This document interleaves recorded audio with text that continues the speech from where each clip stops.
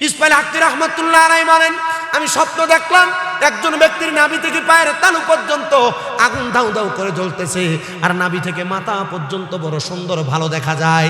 আমি অবাক দৃষ্টিতে তাকায়া ওনারে প্রশ্ন করলাম, এ আল্লাহর বান্দা, আপনার কেন এমন অবস্থা, আপনি একবার আমার জবাব দেন না।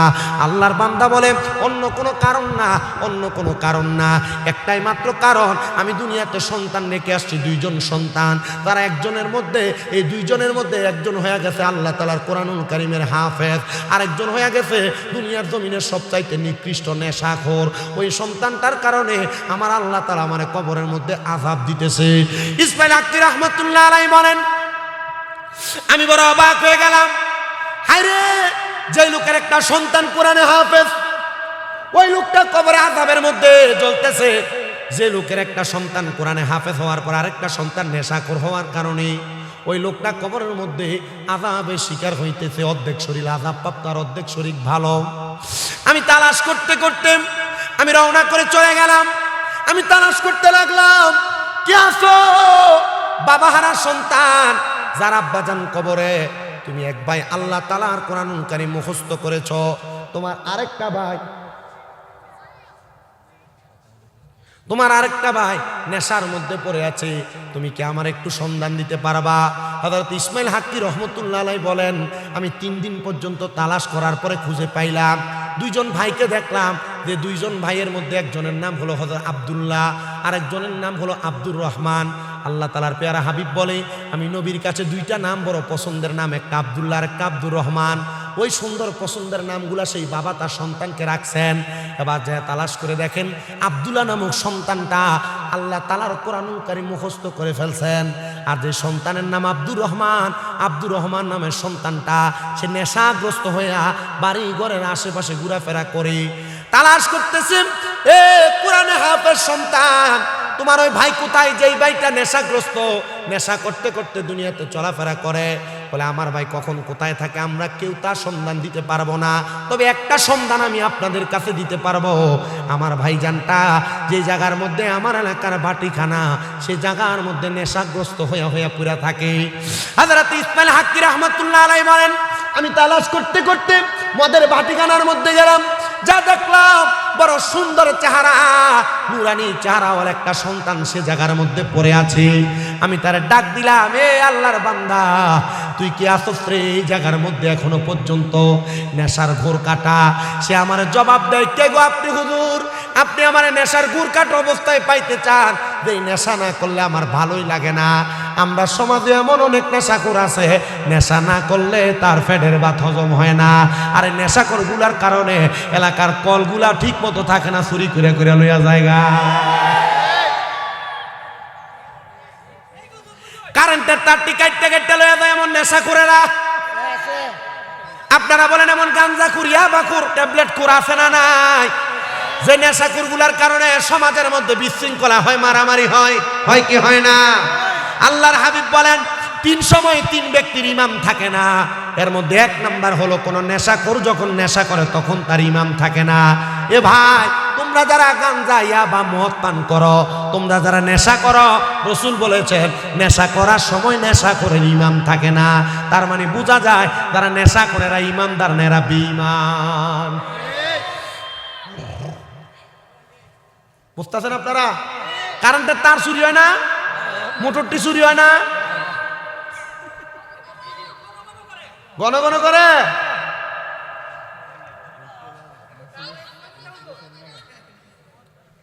বেশি কথা কয় না, ছোট মানুষ। তাহলে এমন নেশাখোর আছে না নাই? নবী বলছেন 3 সময় 3 ব্যক্তির ইমাম থাকে না। এর মধ্যে নেশাখোর একটা, তার ইমাম থাকে না। 2 নাম্বার, কোন চোর যখন চুরি করে তখন তার ইমাম থাকে না। এ বাবা, যেহেতু ব্রাহ্মণবাড়িয়া সদরের মাহফিল অনেক ব্যবসায়ীরা আমার বয়ান শ্রবণ করতেছেন, আপনারা একটু মনোযোগ দিয়ে শুনবেন। কাউকে যখন ওজনে কম দেন, এটা 1 নাম্বার চুরি। কোনো মাল 10 টাকা কিনে আপনি বলছেন 15 টাকা কিনে, এটা আরেকটা চুরি। এর জন্য যারা যারা চুরি করেন, চোর যখন চুরি করে তখন তার ইমাম থাকে না। আল্লাহর হাবিব সাল্লাল্লাহু আলাইহি ওয়াসাল্লাম নবী আমার বলেন, 3 নাম্বার, যখন কোনো জিনাখোর জিনা করে, ওই জিনাখোরের জিনা করার সময় ইমাম থাকে না। এ এজন্য সাবধান সতর্ক, আমাদের ঈমান যেন ছুটে না যায়, আমাদের ঈমান যেন ঠিক থাকে। আল্লাহ তাআলা সে তৌফিক আমাদেরকে দান করেন, পড়েন আমিন। তো যেই কথা বলতেছিলাম, নেশা যারা করে এদের ব্যাপারে বড় সাবধান সতর্ক থাকতে হবে, দরকার আছে না? আরে বাবা, আমাদের সমাজ এমন পচা, এমন নিকৃষ্ট, নেশাখোরের সাথে সম্পর্ক বালা। দেখবেন একটা নেশাখোরে মানলে 2-4টা হুন্ডা লইয়া আইয়ে তার পক্ষ হইয়া কথা কইবার লাগিয়া, তে যেমন নেশাখোর, যেটি তার পক্ষ হইয়াছে, এগুলো সবগুলা নেশাখোর আছে না?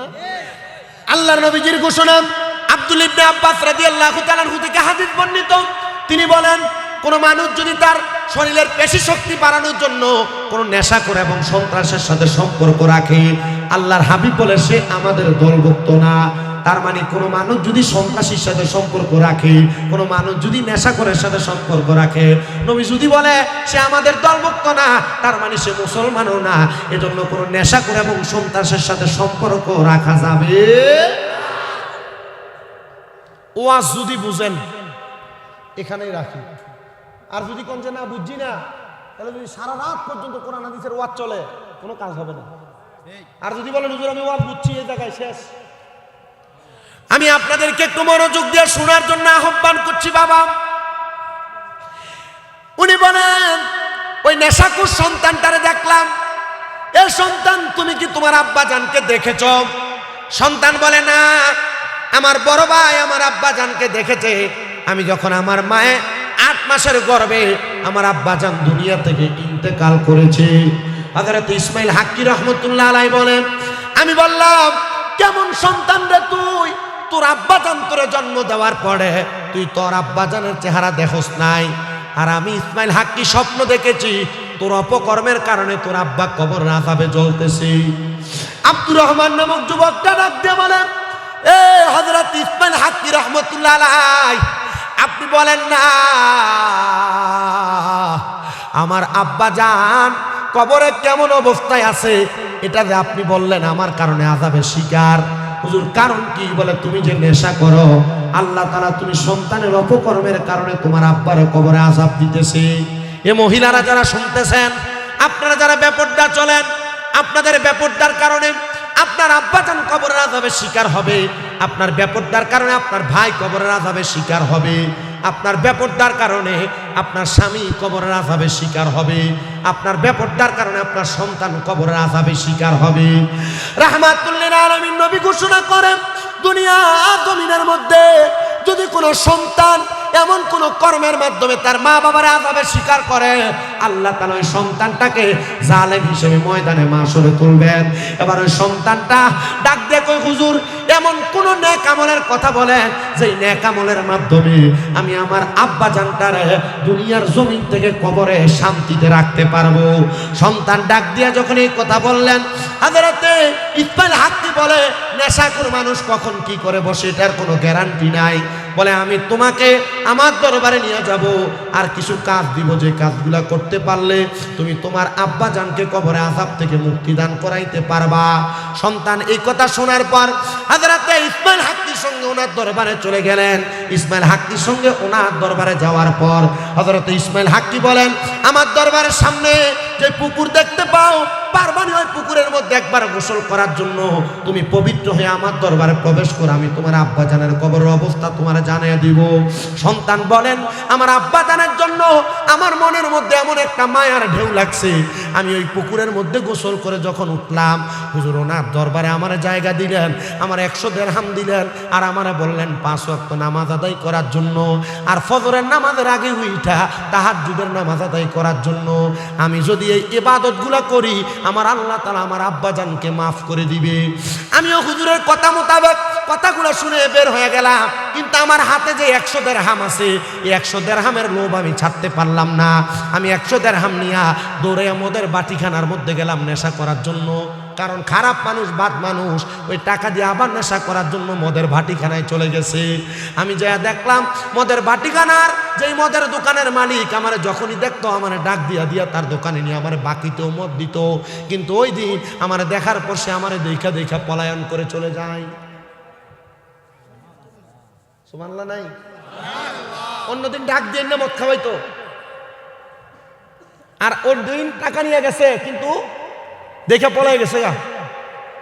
আমাদের সমাজ, আমাদের পরিবার, আমাদের অবস্থা যেটা, আমরা মদের দোকান যেখানে এটা টোড়ায় বাড়ি করে মদের দোকানে যায়, আর দুধওয়ালা দুধের বালতি লইয়া দুধের কলসি লইয়া বাড়ি বাড়ি যেয়ে দুধ বেছে। কিন্তু আমরা যেই দুধ বেছে এই দুধ শক্তি হবে খাই না, কিন্তু যেই নেশা করলে আমাদের কিডনি বাদ হবে, আমরা এটারে কই আছি এটা টোড়ায় বাড়ি করে। এটা খাইবার লাগে আকুরের মধ্যে দিয়ে বর্ডারের কাছে জায়গা, কি কথা নাই, আছে না নাই? বেশি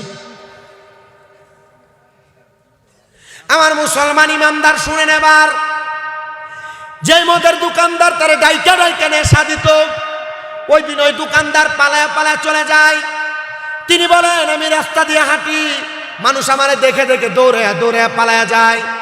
আমি আমার বাড়িতে গেলাম, আমার স্ত্রী আমারে দেখে বেহুশ হয়ে পড়ে গেছে, আমার সন্তান আমারে দেখে বেহুশ হয়ে পড়ে গেছে। আমি তখন আমার স্ত্রী এবং সন্তান যখন সোজা কয় মুখটা লুকিয়ে প্রশ্ন করলাম, কি গো আমি না তোমার স্বামী, তুমি কেন এই জায়গার মধ্যে স্ত্রী এভাবে পড়ে গেলা? তুমি আমারে তোমার জবাবটা দিয়া দাও।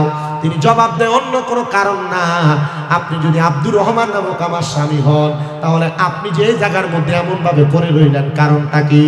তিনি ডাক দিয়ে বলেন অন্য কোনো কারণ না, একটাই মাত্র কারণ, তোমার চেহারা বড় কুৎসিত, এজন্য তোমার এমন অবস্থা, আমি তোমারে দেখে পলায়ন করি বেহুশ হয়ে পড়ে যাই। তুমি আমার স্বামী না।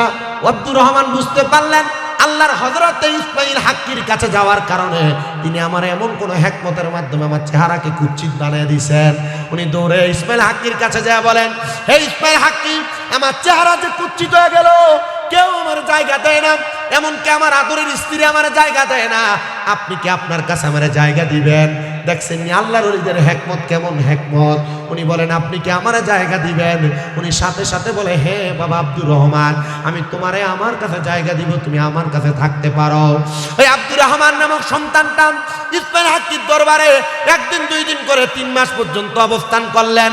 3 মাসে আল্লাহর ওলির সোহবতে থাকার কারণে মস্তবি রুমির মধ্যে আল্লামা জালালউদ্দিন রুমি রহমাতুল্লাহ আলাইহি বলতেছেন, সোহবতে সালে তোরা সালে কুনাত, সোহবতে তালে তোরা তালে কুনাত। ভালো মানুষের সোহবতে থাকলে ভালো হইতে পারবা, বদ মানুষের সোহবতে থাকলে বদ হইয়া যাইবা। আল্লাহর ওলির সোহবতে থাকার কারণে 3 মাসের মাথায় ওই আল্লাহর বান্দা বলে, আমি এক ওয়াক্ত নামাজ না পড়লে আমার কাছে ভালো লাগে না, তাহাজ্জুদ না পড়লে ভালো লাগে না, আমি হুজুরের কথা মোতাবেক তাহাজ্জুদ করতে লাগলাম। 3 মাস এমন ভাবে ইবাদত করতে লাগলাম, আমার ইবাদতের প্রতি মনোযোগ লেগে গেছে। এবার আমি বলতে লাগলাম, হুজুর আপনি না 3 মাস আগে বলছেন আমার আব্বা আমার কারণে কবরের আযাবে জ্বলতেছে, হুজুর এবার আপনি বলেন না, আজকে 3 মাস তো আমি ইবাদত করি, আমার আব্বা কবরে কেমন আছে? হুজুর কই বিপদে ফালাইনি বেটা, আর আমি তো দেখছি স্বপ্নে, এখন তোর আব্বা কবরে কেমন আছে আমি কেমনে দেখাইতাম? এবার আপনারা বলেন আল্লাহর ওলিরা মুরিদানদেরকে এমন চক্ষু বন্ধ কইরা মুরাকাবার মাধ্যমে নবী দেখাইতে পারে কি পারে না? ভাইরা বাবারা বন্ধুরা, আমার সাবজেক্ট দিয়েছেন মা বাবার সম্পর্কে, আমার সাবজেক্টের মা বাবার সম্পর্কে কি বলবো ঠিক মতো উঠানো হয় নাই। এখন আমি যদি আপনারা বলি মা বাবার সম্পর্কে সাবজেক্ট, আপনারা বাড়িতে দেয়া মা বাপরে বেশি করে কিলাইবেন, বাড়িতে দেয়া মা বাপরে বাদ দিবেন না, বাড়িতে দেয়া মা বাপরে গালাগালি করবেন। আপনারা কি আমার কথা শুনবেন? কথা বলুন, কথা শুনবেন আপনারা না শুনবেন না? তার মানে বোঝা যায় মা বাবার খেদমত, মা বাবার উপর সন্তানের দায়িত্ব। এই আলোচনাটা আমি আপনাদের কাছে করার জন্য মাহফিল কমিটি আমার সাবজেক্টটা ঠিক করে দিয়েছেন। তাহলে আপনারা আমার কথার একটা জবাব দিবেন। আমার হাতে যেই বক্সটা দেখতেছেন, আপনারা বলেন এটা কিসের বক্স? আওয়াজ কম হয়েছে, জোরে বলেন কিসের বক্স? আচ্ছা, যদি আমি আপনাদের বাদুঘরের নাসিরপুরের কোনো দোকানে যাইয়াম, একটা টিস্যুর বক্স লইয়াম, সুজা দৌড় মারি, এই দোকানদার কিন্তু আমার টাকা ছাড়া টিস্যুর বক্স দিবে না, সরাসরি আমার চোর বলে মারধর করবে, ঠিক না? আমার মারধর করবে। তার মানে বোঝা যায় বর্তমান বাজার মূল্যে টিস্যুর বক্সটার দাম হলো 80 টাকা বা 75 টাকা। আমি ওনাকে 75 টাকা দিলে উনি আমার টিস্যুর বক্স দিবে, নচেত আমারে দিবে না, ঠিক না? আমার সাবজেক্টটা বড় সুন্দর। বাবারে, আপনারা যারা মা বাবা আছেন, এলাকাতে বহু সন্তান মা বাবার উপর অত্যাচার করে, বাদ দেয় না, খারাপ ব্যবহার করে, গালি দেয়, আছে না? আপনার সন্তান যে আপনার খেদমত করবে, আপনার খেদমত করবে, আপনিও ঠিক আপনার সন্তান কেমন একটা বেনিফিট যেমন 75 টাকা না দিলে আমারে দোকানদার টিস্যুর বক্স দিবে না, তেমন আমি মা বাবা হইয়া যদি সন্তানের দায়িত্ব পালন না করি, ওই সন্তানও বৃদ্ধ বয়সে আমি মা বাবার দায়িত্ব পালন করবে না। কথা কি বুঝতেছেন? মা বাবার দায়িত্ব, মা বাবার হক, মা বাবার উপর সন্তানের দায়িত্ব। এ ওয়াজ করার কথা সবাই বলে, কিন্তু মা বাপদের সন্তান জন্ম দেওয়ার পরে সন্তানের উপর মা বাবার কিছু দায়িত্ব আছে। এই দায়িত্বগুলা যদি কোনো মা বাপ পালন করে, ওই মা বাবার সন্তান কোনোদিন তার মা বাপরে বাদ না দিয়া থাকবে না। বলো হুজুর এটা কেমন কথা বললেন? হ্যাঁ, কোনো মা বাবা যদি তার সন্তানের উৎকৃষ্ট পরিমাণ দায়িত্বগুলা পালন করে, তাহলে আমার আল্লাহ তাআলা ওই সন্তানের মা বাবারে ইন্তেকালের আগ পর্যন্ত সম্মানের সাথে ইন্তেকাল করাবে। এ মুসলমান, আপনি সন্তান জন্ম দিলেন, ছেড়ে দিলেন, প্রাপ্তবয়স্ক সন্তান কাজকর্ম করে, আপনি তার দায়িত্বগুলো পালন করলেন না, এ সন্তান কিন্তু আপনার কথা শুনবে না, এ সন্তান কখনো আপনার কথা মোতাবেক চলাফেরা করবে না। তার মানে বোঝা যায় সন্তান জন্ম দেওয়ার পর ছেড়ে দিলেই চলবে না, মা বাবার কিছু দায়িত্ব আছে, এই দায়িত্বগুলো মা বাবা পালন করা লাগবে। আসেন আল্লাহর হাবিবের হাদিসে মুবারাকা মোতাবেক সন্তানের উপর মা বাবার কয়েকটা দায়িত্বের কথা শুনি। যখন কোনো মা বাবা তার সন্তান জন্মগ্রহণ করায়, জন্মগ্রহণ করানোর পরে ওই মা বাবার 1 নাম্বার দায়িত্ব, মা বাবার সন্তানের কানের মধ্যে আযান দিবে। কি দিবে? কথা কয় না, কি দিবে? 1 নাম্বার দায়িত্ব, সন্তান জন্ম দেওয়ার পর ওই সন্তানের কানের মধ্যে আযান দেওয়া। 2 নাম্বার দায়িত্ব, সন্তানের বয়স যখন 7 দিন হবে, ওই মা বাবা সন্তানের মাথা মুন্ডায়া দিবে, সন্তানের মাথা কামাইয়া দিবে। 3 নাম্বার দায়িত্ব, সন্তানের বয়স যখন 7 দিন, মা বাবা সন্তানের একটা সুন্দর নাম রাখবে। 4 নাম্বার দায়িত্ব, সন্তান যখন জন্মগ্রহণ করে 7 দিন যখন হয়, মা বাপ যদি উৎকৃষ্ট পরিমাণ সম্পদের মালিক হয়, তাহলে ওই মা বাবা তার সম্পদ দ্বারা ছেলে সন্তানের জন্য 2টা বকরি, মেয়ে সন্তানের জন্য 1টা বকরি দ্বারা অথবা ছাগল দ্বারা আকিকা প্রদান করবে। কেন? আল্লাহর হাবিবরে প্রশ্ন করা হয়, ইয়া রাসূলুল্লাহ, আপনি বললেন ছেলে সন্তানের পক্ষ থেকে মা বাবা 2টা বকরি 2টা ছাগল আকিকা প্রদান করবে, দম দিবে, আর মেয়ে সন্তানের পক্ষ থেকে 1টা ছাগল আকিকা করবে, দম দিবে। কারণটা কি? আল্লাহর হাবিব বলেন, সন্তান জন্ম নেওয়ার পর 7 দিনের দিন যদি তার মা বাবা সন্তানের আকিকা প্রদান করে, তাহলে ওই সন্তান কঠিন রোগ বালা মুসিবত থেকে হেফাজতে থাকবে। আর আমরা এই দায়িত্বগুলো হাদিস মোতাবেক পালন করি না বিদায় আমাদের সন্তান প্রতি সপ্তাহে ডাক্তারের কাছে নিয়ে দৌড়াদৌড়ি করা লাগে, আমাদের সন্তান নিয়ে প্রতি মাসে মাসে ডাক্তারের কাছে দৌড়াদৌড়ি করা লাগে। এই জন্য আমি আমার মা বোনদের কাছে বলবো, আপনারা যারা আমার বয়ান শ্রবণ করতেছেন, আপনাদের সন্তান জন্ম নেওয়ার পর 1 নাম্বার কানে আযান দেওয়া, 2 নাম্বার 7 দিনের দিন নাম রাখা, 3 নাম্বার সন্তানের মাথার চুলগুলা 7 দিনের দিন কামাইয়া দেওয়া, আর 4 নাম্বার সন্তানের আকিকা প্রদান করা। এই দায়িত্বগুলা পালন করবেন। বলে হুজুর 5টা দায়িত্ব না বললেন, আর কি কি দায়িত্ব আপনি বলেন না? মা বাবার দায়িত্ব হলো সন্তান জন্ম নেওয়ার পর সন্তান যখন প্রাপ্তবয়স্ক হয়, ওই সন্তানটাকে আল্লাহ তাআলার ওয়াকিরাতুল কোরআন, কোরআনুল কারীম শিক্ষা গ্রহণ করানো।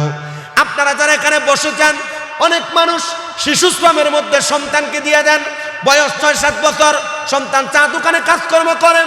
না না না, আপনার সন্তানের বয়স 10 বছর 12 বছর, এই সন্তানটা দুনিয়ার সমাজের মধ্যে স্বাভাবিকভাবে চলাফেরা করে।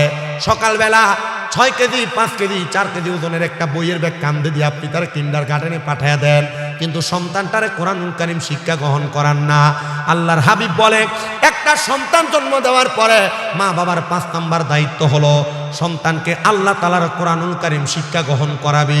ইয়া রাসূলুল্লাহ, কোন মা বাবা যদি তার সন্তানকে কোরআনুল কারীম শিক্ষা গ্রহণ না করায়, আপনি নবী বলেন না, তাহলে ওই মা বাবার কেমন গুনাহ হবে, আর মা বাবা কেমন প্রতিদান পাবে? রাহমাতুল লিল আলামিন নবী আমার বলেন, দুনিয়ার জমিনে কোন সন্তান যদি কোরআনুল কারীম শিক্ষা গ্রহণ না করে, ওই সন্তানটা তার ইন্তেকালের পরে আল্লাহ পাক রব্বুল আলামিনের ফেরেশতারা তাকে ডাক দিবেন, সন্তান কোরআন তেলাওয়াত করো। সন্তান বলবে, আমার আম্মা আমার আব্বা জান আমারে কোরআনুল। আপনাদের কষ্ট হইতেছে? আমি আপনাদের এই সাইডটাতে আর আসি নাই, কিন্তু আপনাদের এদিক দিয়ে গতকালকে রাত্রেও গেছি, আমার গতকালকে মাহফিল বিজয়নগর ছিল, এখান দিয়ে গেছি। আজকে এখান থেকে যাইলে আগামীকালকে বিজয়নগরে মাহফিল। তা আমি এদিক দিয়ে রেগুলারই আসা যাওয়া করি, কিন্তু আমি এদিকে তাকাই, মাঝে মাঝে তাকাই। আল্লাহ দোয়া কবুল করছে যে আমাকে দাওয়াত দিছে, জনের নাম না কি মুরব্বী যে দাওয়াত দিল, আমার নামটা মনে নাই, হ্যাঁ আচ্ছা হেফজু মিয়া, হ্যাঁ দাওয়াত করছে। তা আমি আপনাদের কাছে যে ওয়াজ করতেছি, আপনারা কি আমার ওয়াজটা বুঝতেছেন? আমি জানি না আপনারা কোন ধরনের ওয়াজ শোনেন, কিন্তু আমি ওটার সময় একবার কইছি হুজুর জিকিরটা দেওয়ান লাগবে কিজ্জা। আমি কই আমি যদি কিজ্জা জিকির দেই, আমরা সুন্নিরার এমনি হইছে বদনাম, বদনাম আছে না? হ্যাঁ, বদনামের অভাব নাই, বদনাম হোক। বাবাজি আমি কি ওয়াজ করি আপনি আমার ওয়াজ শোনেন। আমার সাথে আপনাদের দোয়ার বরকতে আহলে সুন্নাত ওয়াল জামাত আমরা যে আকীদাধারী, এই আকীদাধারা ছাড়াও অন্যান্য আকীদার বহু আলেমুল আমার সাথে কথোপকথন আছে, যোগাযোগ আছে। আপনারা হয়তো জানেন কিনা আমার কুমিল্লাতে 6-6টা মাদ্রাসা চলে। এই মাদ্রাসা থাকার কারণে বিভিন্ন দলের হুজুরের লগে, ওলামাই কেরামের লগে আমার লগে সম্পর্ক ভালো। তো এরা নিজেরাই কয় যে তোমার ওয়াজ যদি আমরা দলের কোনো মৌলবী সাহেব যদি একটা না শোনে, তাহলে আর জীবনে তোমার ওয়াজের বিরোধিতা করতো না। কথা বুঝছেন? আপনি কোন আইয়ে না দে সান দে বাথরুমে সিবা সাফার ভিতরে আর ছাদের উপরে বইবে আমার ওয়াজ হইনে কথা কন না গা আছে না? আমার ওয়াজ শোনেন আপনি। এই যে একটা হাদিস বলছি, একটা হাদিসের আমল করেন। আমি 10টা কথা বলছি, সব বরবাদ। একটা হাদিসের উপর আপনি আমল করেন, আপনি আমল করলে তো আপনি সওয়াব পাবেন। কথা বোঝে না? ঠিক আছে না? আমি যে একটা হাদিস বলছি, এই হাদিসের উপর আপনি আমল করেন। আমি খুতবার ভিতরে 2টা হাদিস তেলাওয়াত করছি, পারলে বিরোধিতা করার আগে আমার হাদিসের অনুবাদ করে দিবেন। আমার দাঁত ভেঙে যাবে, হাদিস তেলাওয়াত করবে। আমাদেরকে কুমিল্লা আলিয়া মাদ্রাসায় কামেলের যখন আমাদেরকে ফাইনাল ইয়ারের ফেকার যখন আমাদেরকে সবক দেয়, আমাদের উস্তাদ এবং আপনাদের ব্রাহ্মণবাড়িয়ার সন্তান যিনি আল্লামা আব্দুল মতিন রহমতুল্লাহ আলাইহি হুজুর ইন্তেকাল করছে। আমি আমার হাত দিয়ে আমি হুজুরের গোসল দিছি, আমি আমার উস্তাদের গোসল দিছি। হুজুরের ইন্তেকালের অসুস্থ হওয়ার বাক শেষ 17 দিন আমি হুজুরকে অনেক সোহবতে পাইছি, আমি হুজুরের সোহবতে থাকছি। হুজুর আমারও বলছে, আব্বাজি এখনকার যুগের ওয়াজ মাহফিলের মঞ্চটা একবার হাসি তামাশার মঞ্চ হয়ে গেছে। চেষ্টা করবা প্রত্যেক মাহফিলে 1-2টা সুন্নতের আমল অথবা 1-2টা হাদিসের আমল মানুষকে শিখিয়ে দিয়ে আসতা। এগুলো যদি শিখিয়ে দিয়ে আসো, তাহলে মানুষ এগুলোর উপর আমল করবে, তুমি বাচ্চা যাইবা, আল্লাহ তাআলা তোমারে আটকাবে না। তবে আমি আপনাদের কাছে যে বইলা দিয়া যায়, আপনারা যদি না শোনেন, তাহলে আমাদের কি এই হেদায়েতের রাস্তা খুঁজে পাওয়া কি সহজ হবে না কঠিন হবে? কঠিন হয়ে যাবে। এজন্য আমরা যা ওয়াজ করব, আমরা তার উপর আমল করব। দরকার আছে না নাই? তবে আপনাদেরকে আমরা একটা সতর্ক বাণী দিচ্ছি। আমরা সুন্নিদেরকে অনেকে বাউল আর ফাউল বলে সেতাই না? আমরা সুন্নিরা আমাদের জায়গা থেকে একটা বক্তব্য স্পষ্ট করে দিছি। এই যে কিছুদিন আগে বাউল আবুল সরকার কত সুন্দর করে দেখেন যে কইতেছে যে আল্লাহ কি এক মুখে কত রকমের কথা কয়, আল্লাহর গুয়া কোনটা মাথা কোনটা খুঁজে পাওয়া যায় না। আমরা কইছি যে এটা মুনাফেক আর বেঈমান, এটা জবানের ভিতরে আল্লাহ ঠাড়া ফালাক। আর নচেত আমি বাংলাদেশের যিনি প্রধান উপদেষ্টা ডক্টর মোহাম্মদ ইউনূসের কাছে একটা আবদার জানাইছি বারবার, আপনি যেহেতু প্রশাসনের মাধ্যমে আবুল সরকার অ্যারেস্ট করাইছেন, এক কইছে কুল আউযু বিরাব্বিন নাস মালিকিন নাস ইলাহিন নাস মিন শাররিল ওয়াসওয়াসিল খান্নাস আল্লাযী ইউওয়াসউইসু ফি সুদুরিন নাস মিনাল জিন্নাতি ওয়ান নাস। আল্লাহ বলে সূরা নাসের সব জায়গায় নাসার কথা কইছে। আমি বলছিলাম এমন একটা বাউল নামের ফাউল রে ধরে সিব্বা খাইতে দেন, তাহলে আর কোনো বাউল কখনো কোরআনুল কারীমের আয়াত নিয়ে বাজে মন্তব্য করবে না।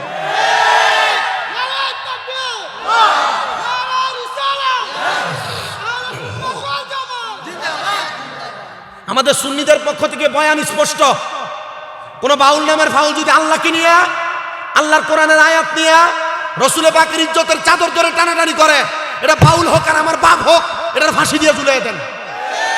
এমন একটা নাস্তিক মুরতাদ বেঈমান আর জিন্দিককে যদি ফাঁসি দিয়ে ঝুলিয়ে দেয়, বাংলাদেশে 2-1 কম পড়বে না। আপনারা কি কথা বুঝতেছেন? আপনি নাম দিলেন উরুস মুবারক, বেরিয়েতেন না স্টেজের ভিতরে না চাইলেন, এটা কি সুন্নিরা লাভ হইছে নাকি? আপনি কথা জবাব দেন না কেন? আরে আপনি উরুস মুবারক নাম দিয়ে বেরিয়ে দিয়ে গান বাজনা করেন, যে কামদের কই ভণ্ড, আপনি কথা জবাব দেন না? না, আপনি ঠিক করবেন কেমনে? কারণ এই বেরিয়েতেন না যখন নাচায় আর গান কয়, আপনি আগের কথা মুসলিম থাকেন। কথা কন না কেন? আপনার কাছে এটা ঠিক লাগতেছে না? আরে আপনারা এগুলোর বিরুদ্ধে বললে আপনার কাছে কোনো বাতিল ফেরকা বলেন, আর আপনার আকীদার অন্য আকীদার মৌলবী সাহেব বলেন, আপনার বিরোধিতা করবে না, আপনার মাহফিলের বিরোধিতা করবে না। আজ পর্যন্ত আমার কোনো মাহফিল বন্ধ হয় নাই। কেন হয় নাই? কারণ এই সমস্ত বাজে কাজগুলোর বিরুদ্ধে আমি সবসময় বলি। আর কারণ কি বলবো না কেন?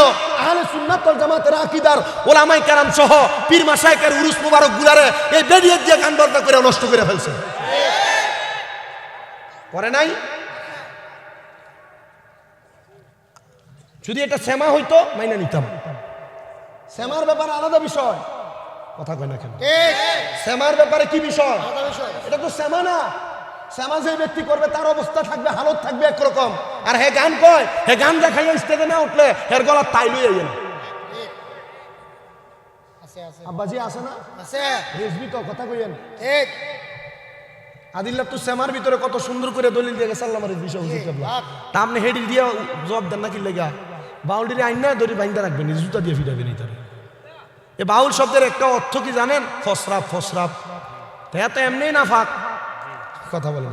হ্যাঁ, নামের কারণেই তো হ্যাঁ না ফাঁক। আপনারা কিন্তু এটির ভিতরে যান, মাশাল্লাহ মাহফিলে এত মানুষ হয় না, বাউল গানে যত মানুষ হয়। কথা বলেন না কেন? আল্লাহর কসম, এমন গান বাজনা মহিলা দিয়ে যারা করে এরা জিন্দেক, এরা মুরতাদ, এরা মুনাফিক, এদের সাথে মুসলমানের কোনো সম্পর্ক নাই। আমার ওয়াজ কি বুঝতেছেন আপনারা? তাহলে আবুল সরকার না, বাংলাদেশের প্রশাসন সহ গোয়েন্দা সংস্থা যারা আছে তাদের কাছে আমাদের আবদার, আহলে সুন্নাত ওয়াল জামাতের ঐক্য জোটের সব কমিটির পক্ষ থেকে আপনারা বাউল নামের ফাউন্ডারকে তাড়াতাড়ি যাচাই করেন। যারা এরা কি আল্লাহর ওলির মাদারে দেয়, ওলিরা সাঙ্গেলিকে, এরা কি মুসলমান হয়ে গেছে কেন? এরা তো আল্লাহর হাবিবের রসুলে পাক সাল্লাল্লাহু আলাইহি সাল্লামের শরীয়ত মানে না। আপনি বুঝতেন? আল্লাহর হাবিবের শরীয়ত যারা মানে না, এ যদি সারাক্ষণ শরীয়ত, তরিকত, হাকিকত, মারিফত নিয়ে চিল্লায়, আপনি কি এটা মানবেন নাকি? এ ফরনের লুঙ্গি খুলে যদি মাথায় ফাঁকরি বান্ধে, এটা কি বড় হিসাব হয়ে দেবো গা? এত ফরন নিচে দিয়ে ফরনে তরক হয়ে গেছে, মাথা চুন্নত পানছে। আপনি কথা বুঝেন না মনে হয়? আপনার কষ্ট লাগতেছে? আপনি কথা বুঝেন, আমার উত্তর দেন। আমার এই কথাগুলোর উত্তর আগামীকালকে আপনি আমার আকীদার বাহিরের কেউ জিজ্ঞেস করেন যে শামীম রাজা বলে গেছে যে ফরজ তরক করে মাথায় ফাঁকরি সুন্নত বানছে, আমি সুন্নি হয়ে গেলাম, সুন্নি হয়ে গেলাম। জি না, এ যদি বাউল গানের আসরের ভিতরে আইয়া আল্লাহর ওলিয়া নবীর শান গায়, আল্লাহর শান গায়, আবার লাস্টি দিয়া আগে দিয়া মাপসে পরে দিয়া জিন্দেক হয়, মুরতাদ হয়, মুনাফিক হয়, এমন বাক্য ব্যবহার করে, আপনি সাপোর্ট করবেন না, আমরাও সাপোর্ট করব না। আর যারা করবে এদের সাথে আহলে সুন্নাত ওয়াল জামাতের কোনো সম্পর্ক থাকবে না। আপনি এমন হক কথাগুলো বলেন, আপনার সাথে কারো কোনো দ্বন্দ্ব থাকবে না, বিরোধিতা থাকবে না। আপনি কি কথা বুঝতেছেন? আমার হাদিস শরীফ, সন্তানকে জন্ম দিয়ে ছেড়ে দিবেন না দায়িত্ব আছে? কয়টা? কয়টা? এক নাম্বার আজান দেওয়া, 2 নাম্বার 7 দিনের দিন নাম রাখা, 3 নাম্বার মাথার চুল কামাইয়া দেওয়া, 4 নাম্বার যদি সামর্থ্যবান হয় ছেলের পক্ষ থেকে 2টা ছাগল, মেয়ের পক্ষ থেকে 1টা ছাগল আকিকা দেওয়া, 5 নাম্বার সন্তানের মা বাবা তারে কোরআন শিক্ষা দেওয়া।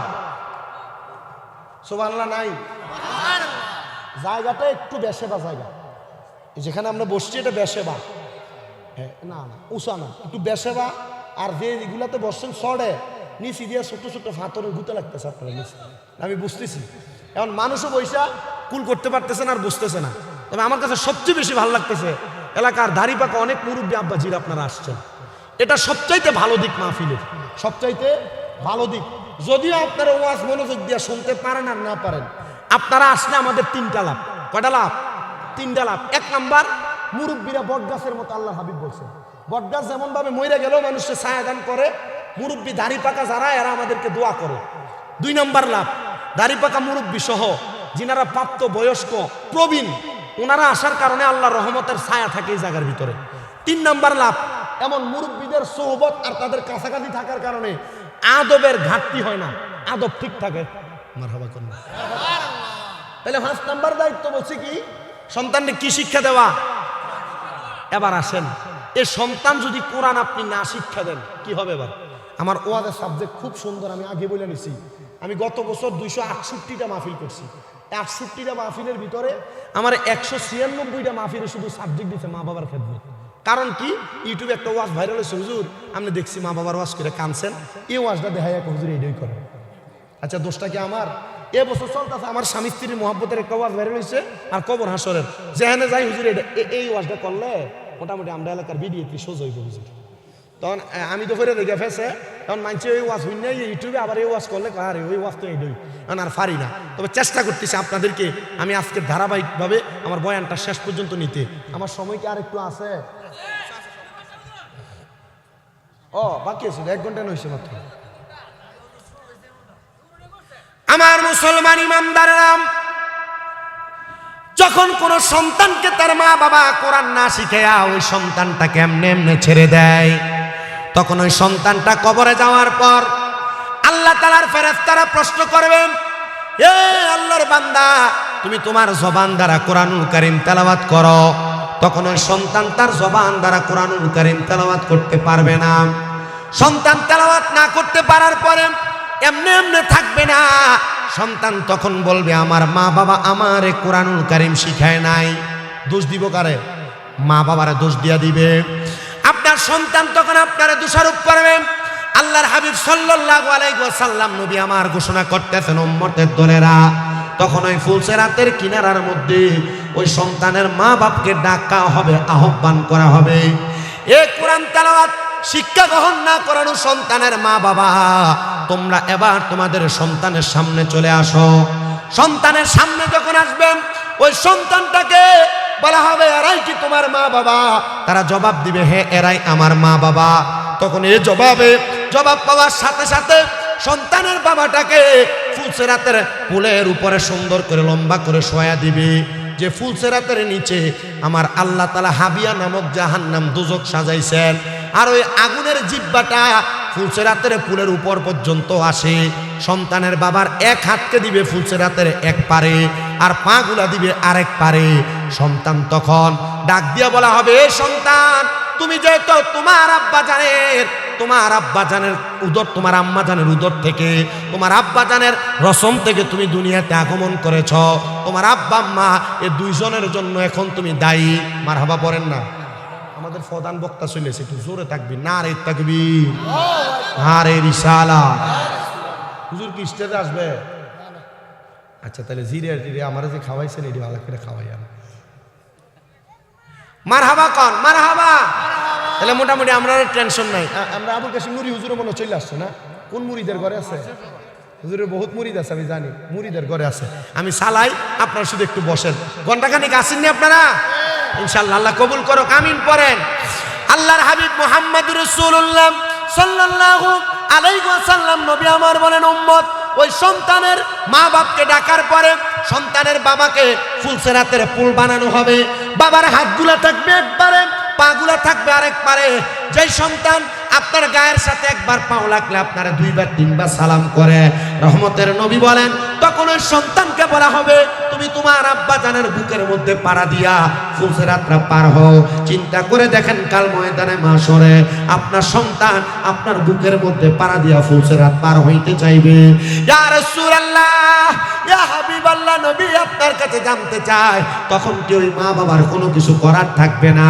নবী আমার বলে, না না না, সন্তান যদি প্রাপ্তবয়স্ক হওয়ার পরে নিজ দায়িত্বে কোরআনুল কারীম না শিক্ষা গ্রহণ করে, সন্তান তার আব্বাজানের বুকে পাড়া দেওয়ার সাথে সাথে ওই সন্তান এবং তার আব্বাজান তারা দুইজন একসাথে জাহান্নামের হাবিয়ার মধ্যে অতল গহ্বরে পড়ে যাবে। ইয়া রাসূলুল্লাহ, তার মানে বুঝতে পারলাম আপনি আমাদেরকে বলতেছেন আমরা যেন আমাদের সন্তানকে কোরআনুল কারীম শিক্ষা দেয়। আল্লাহর হাবিব বলে, এই 5টা দায়িত্ব যদি কোনো মা বাবা তার সন্তানের উপর লালন পালন করে দায়িত্বগুলো পালন করে, তাহলে ওই সন্তান কোনোদিন তার মা বাবার দায়িত্ব অবহেলা করবে না। আল্লাহর হাবিব বলেন, দুনিয়ার জমিনে কোনো সন্তান প্রাপ্তবয়স্ক হওয়ার পরে ওই সন্তানের উপর মা বাবার উপর যে দায়িত্বগুলো পতিত হয়, এর মধ্যে সন্তানের মা বাবা বৃদ্ধ হওয়ার পর সন্তান তার মা বাবার ভরণ পোষণের দায়িত্ব নিবে, চিকিৎসার দায়িত্ব নিবে, মা বাবার সাথে সুন্দর আচরণ করে খেদমতের ব্যবস্থা করবে এবং মা বাবাকে দুনিয়াতে এমনভাবে পরিচালনা করবে যেমনভাবে বাগানের একটা ফুলকে পরিচর্যা করা হয়। ইয়া রাসূলুল্লাহ, বুঝতে পারলাম। তাহলে আপনি নবী বলেন না, এমন পরিচর্যার কারণে আমার আল্লাহ তাআলা বান্দাটারে কেমন নিয়ামত প্রদান করে দেয়। নবী আমার বলেন, উম্মত আমার, দুনিয়ার জমিনে কোনো সন্তান যদি তার পিতা মাতার এমন পরিচর্যা করে, আমার আল্লাহ তাআলা ওই সন্তানটারে এমন নিয়ামত দান করে, যেই নিয়ামতের কারণে সন্তান বড় ধনী হয়ে যায়, আল্লাহর দরবারে বড় প্রশংসিত বান্দা হয়ে যায়। বলে হুজুর কিভাবে বুঝবো?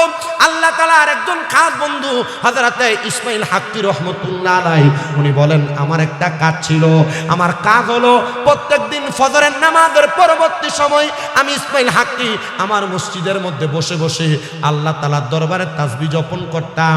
তো একদিন সারা রাত্র ইবাদত করার কারণে ফজরের নামাজের পরে আমি তাসবিহ আদায় না করে আমার নামাজের মুসল্লার মধ্যে মাথা ফালে আমি ঘুমায় গেলাম। এমন টাইমে আমি তাকে দেখলাম নামাজের মুসল্লার ভিতরে আমি যখন ঘুমায় গেলাম, আমি দেখতে পাইলাম এমন একজন ব্যক্তি আমার চোখের সামনে স্বপ্নে চলে আসছে, যেই ব্যক্তির নাভি থেকে পায়ের তালু পর্যন্ত আগুন ধাউ ধাউ করে জ্বলতেছে। আর একজন ব্যক্তিকে দেখলাম যার নাভি থেকে মাথার তালু পর্যন্ত তার শরীরটা বড় সুন্দর দেখা যায়। আমি অবাক হয়ে গেলাম, হতবিলম্বিত হয়ে গেলাম। আমি প্রশ্ন করলাম, এমন অবস্থা কেন? কি কারণে আপনার এমন অবস্থা? তিনি আমার জবাব দেন, অন্য কোনো কারণ না, এটার কারণ হলো আমার দুইটা সন্তান, যে দুইটা সন্তান আমি আব্বাজানকে কবরের মধ্যে আযাবের শিকার করাইতেছি। আপনাদের যাদের মা কবরে, আপনাদের যাদের বাবা কবরে, আপনারা মনে করতেছেন মা বাবা কবরে চলে গেছে, আমি দুনিয়াতে রং তামাশার ফুর্তি করে করে সময় কাটাইলে মনে হয় আমার সময় কাটবে। না না না, সন্তানের এমন কোনো অপকর্ম করবে না যে অপকর্মের কারণে তার মা বাবা কবরের আযাবের শিকার হবে। আপনি সন্তান হইয়া দুনিয়াতে যদি কোনো অপকর্মের কারণে আপনার মা বাবা কবরের আযাবের শিকার হবে, আল্লাহর হাবিব সাল্লাল্লাহু আলাইহি সাল্লাম ঘোষণা করতেছে, দুনিয়ার জমিনে সন্তানের এমন কোনো নেক আমলের কারণে আল্লাহ তাআলা তার মা বাবারে কবরের মধ্যে নাজাত প্রদান করে। ইয়া রাসূলুল্লাহ, তাহলে বুঝতে পারলাম আমরা সন্তানরা ভালো কাজ করলে মা বাবা কবরে ভালো থাকবে, আমরা সন্তানরা দুনিয়াতে ভালো কাজ করলে মা বাবা কবরে ভালো থাকবে, আমরা সন্তানরা দুনিয়াতে খারাপ কাজ করলে মা বাবা কবরে খারাপ থাকবে। ইসমাইল হাক্কি রহমতুল্লাহ আলাইহি বলেন, আমি স্বপ্ন দেখলাম একজন ব্যক্তির নাভি থেকে পায়ের তালু পর্যন্ত আগুন দাউ দাউ করে জ্বলতেছে, আর নাভি থেকে মাথা পর্যন্ত বড় সুন্দর ভালো দেখা যায়। আমি অবাক দৃষ্টিতে তাকায়া ওনারে প্রশ্ন করলাম, এ আল্লাহর বান্দা, আপনার কেন এমন অবস্থা? আপনি একবার আমার জবাব দেন না। আল্লাহর বান্দা বলে, অন্য কোনো কারণ না, অন্য কোনো কারণ না, একটাই মাত্র কারণ, আমি দুনিয়াতে সন্তান রেখে আসছি, দুইজন সন্তান। তারা একজনের মধ্যে, এই দুইজনের মধ্যে একজন হয়ে গেছে আল্লাহ তাআলার কোরআনুল কারীমের হাফেজ, আরেকজন হয়ে গেছে দুনিয়ার জমিনের সবচাইতে নিকৃষ্ট নেশাখোর। ওই সন্তানটার কারণে আমার আল্লাহ তাআলা আমারে কবরের মধ্যে আযাব দিতেছে। ইসমাইল হাক্কি রহমতুল্লাহ আলাইহি বলেন, আমি বড় অবাক হয়ে গেলাম। হায়রে, যে লোকের একটা সন্তান কোরআনে হাফেজ, ওই লোকটা কবরে আযাবের মধ্যে জ্বলতেছে। যে লোকের একটা সন্তান কোরআনে হাফেজ হওয়ার পর আরেকটা সন্তান নেশাখোর হওয়ার কারণে ওই লোকটা কবরের মধ্যে আযাবের শিকার হইতেছে। অর্ধেক শরীর আযাব প্রাপ্ত আর অর্ধেক শরীর ভালো। আমি তালাশ করতে করতে আমি রওনা করে চলে গেলাম। আমি তালাশ করতে লাগলাম, কে আছো? বাবা হারা সন্তান, যার আব্বাজান কবরে, তুমি এক ভাই আল্লাহ তাআলার কোরআনুল কারীম মুখস্থ করেছ, তোমার আরেকটা ভাই নেশার মধ্যে পড়ে আছে, তুমি কি আমার একটু সন্ধান দিতে পারবা?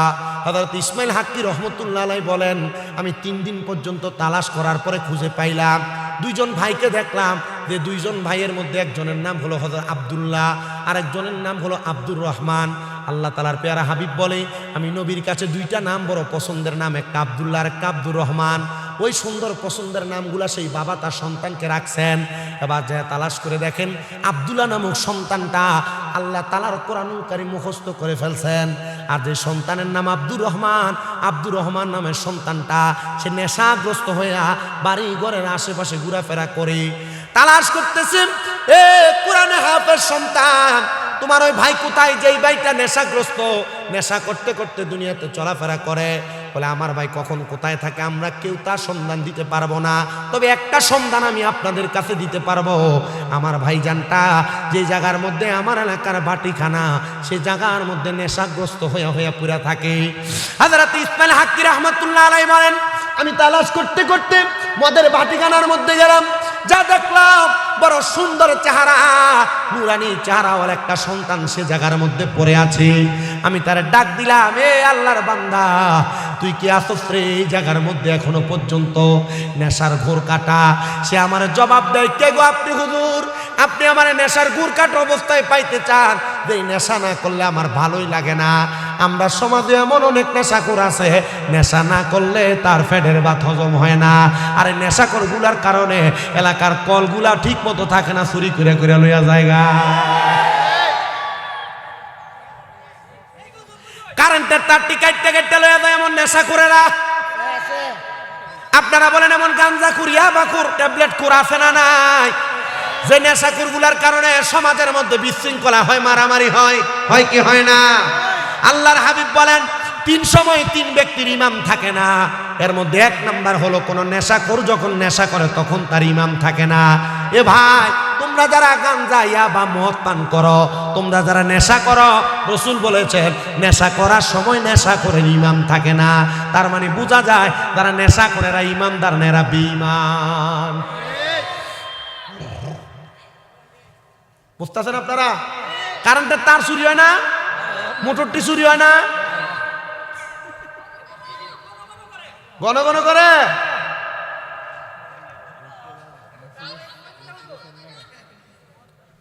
বেশি কথা কয় না, ছোট মানুষ। তাহলে এমন নেশাখোর আছে না নাই? নবী বলছে 3 সময় 3 ব্যক্তির ইমাম থাকে না। এর মধ্যে নেশাখোর একটা, তার ইমাম থাকে না। 2 নাম্বার কোন চোর যখন চুরি করে তখন তার ইমাম থাকে না। এ বাবা, যেহেতু ব্রাহ্মণবাড়িয়া সদরের মাহফিল অনেক ব্যবসায়ীরা আমার বয়ান শ্রবণ করতেছেন, আপনারা একটু মনোযোগ দিয়ে শুনবেন। কাউকে যখন ওজনে কম দেন, এটা 1 নাম্বার চুরি। কোনো মাল 10 টাকা কিনে আপনি বলছেন 15 টাকা কিনে, এটা আরেকটা চুরি। এর জন্য যারা যারা চুরি করেন, চোর যখন চুরি করে তখন তার ইমাম থাকে না। আল্লাহর হাবিব সাল্লাল্লাহু আলাইহি ওয়াসাল্লাম নবী আমার বলেন 3 নাম্বার যখন কোনো জিনাখোর জিনা করে, ওই জিনাখোরের জিনা করার সময় ইমাম থাকে না। এজন্য সাবধান, সতর্ক, আমাদের ঈমান যেন ছুটে না যায়, আমাদের ঈমান যেন ঠিক থাকে। আল্লাহ তাআলা সে তৌফিক আমাদেরকে দান করেন, পড়েন আমিন। তো যেই কথা বলতেছিলাম, নেশা যারা করে এদের ব্যাপারে বড় সাবধান, সতর্ক থাকতে হবে। দরকার আছে না? আরে বাবা, আমাদের সমাজ এমন পচা, এমন নিকৃষ্ট, নেশাখোরের সাথে সম্পর্ক বালা। দেখবেন একটা নেশাখোরে মানলে 2-4টা হুন্ডা লইয়া আইয়ে তার পক্ষ হইয়া কথা কইবার লাগিয়া। তে যেমন নেশাখোর, যেটি তার পক্ষ হইয়াছে, এগুলো সবগুলা নেশাখোর আছে না? আল্লাহর নবীজির ঘোষণা, আব্দুল ইবনে আব্বাস রাদিয়াল্লাহু তাআলা আনহু থেকে হাদিস বর্ণিত, তিনি বলেন কোন মানুষ যদি তার শরীরের পেশি শক্তি বাড়ানোর জন্য কোন নেশা করে এবং সন্ত্রাসের সাথে সম্পর্ক রাখে, আল্লাহর হাবিব বলে সে আমাদের দলভুক্ত না। তার মানে কোন মানুষ যদি সন্ত্রাসীর সাথে সম্পর্ক রাখে, কোন মানুষ যদি নেশাখোরের সাথে সম্পর্ক রাখে, নবী যদি বলে সে আমাদের দলভুক্ত না, তার মানে সে মুসলমানও না। এজন্য কোন নেশাখোর এবং সন্ত্রাসের সাথে সম্পর্ক রাখা যাবে। ওয়াজ যদি বুঝেন এখানেই রাখি, আর যদি কোন যে না বুঝছি না, তাহলে যদি সারা রাত পর্যন্ত কোরআন হাদিসের ওয়াজ চলে, কোনো কাজ হবে না। আর যদি বলেন হুজুর আমি ওয়াজ বুঝছি, এই জায়গায় শেষ। আমি আপনাদেরকে একটু মনোযোগ দিয়ে শোনার জন্য আহ্বান করছি। বাবা,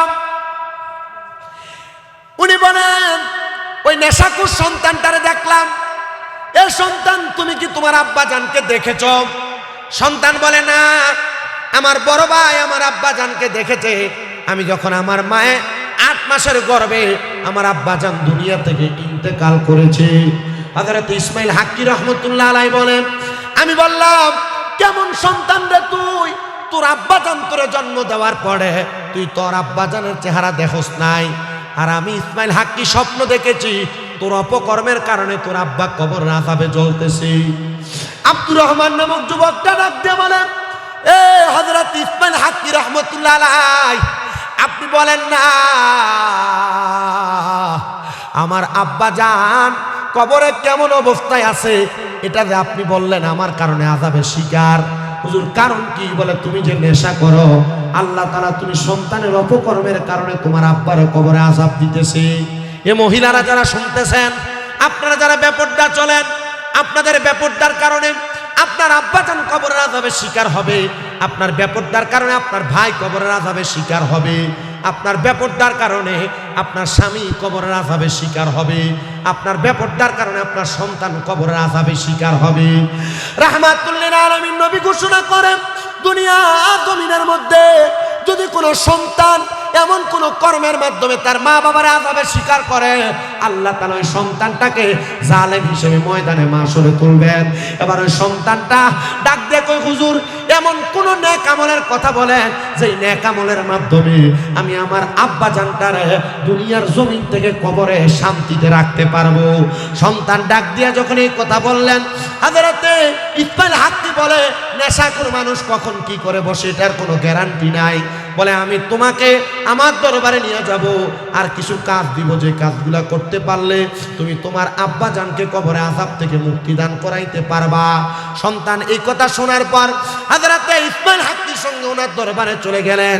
ইসমাইল হাক্কির সঙ্গে ওনার দরবারে যাওয়ার পর হযরতে ইসমাইল হাক্কি বলেন, আমার দরবারের সামনে যে পুকুর দেখতে পাও, পারবানি ওই পুকুরের মধ্যে একবার গোসল করার জন্য তুমি পবিত্র হয়ে আমার দরবারে প্রবেশ করো, আমি তোমার আব্বা জানের কবরের অবস্থা তোমার জানিয়ে দিব।